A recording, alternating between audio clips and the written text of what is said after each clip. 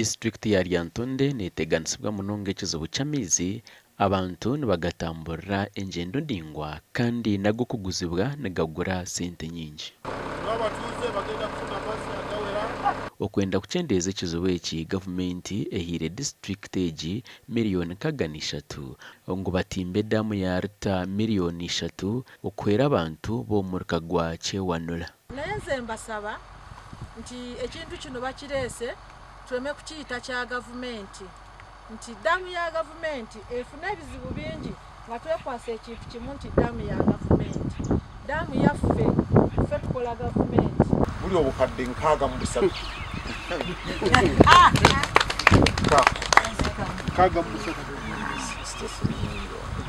ensimbi zigenda okukolebwa naye ng'ezo zirimu emisolo gya gavumenti nayo ziri 63 disitulikiti zigenda okusibwa ng'ensimbi zino zaatuweebwa Ministry ya Water and Environment.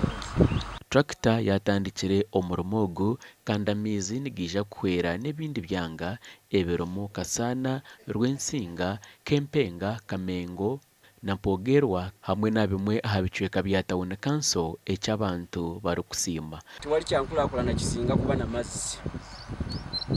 Ekyo kituwadde ekyokukola ennyo mu mitima gyaffe tugaziye ne pulojekiti bwaffe awo tugenda kuba mpulidde batusuubiza nti bagenda kuleeta ebyuma ebifukirira. So abataka mbasaba tufunye daamu eno bweneewedde bulungi ate tugoberere nga bulungi bwansi bwakola ki bwabeera abantu abasinga obungi ebintu bya gavumenti bifudde bwe tubifuna nga tugamba nti ekintu kya gavumenti naye nga ate kintu kyaffe. Abebembezi barabura kandi bashaba abatura kurinda gye amaizi aga ebisharra hamwe n'amataka ga gavumenti. Let's keep government lands. Aje bitaka bya government barike ryawe zora misho.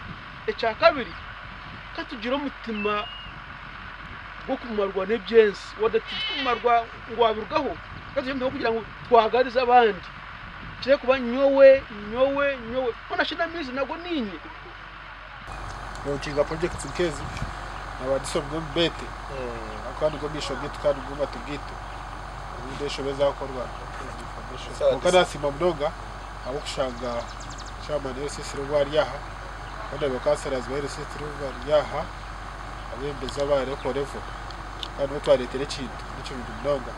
Omurimo ogu nigwija kutwara isaabiti 2 zonka. Gasha kwa Sandeke William.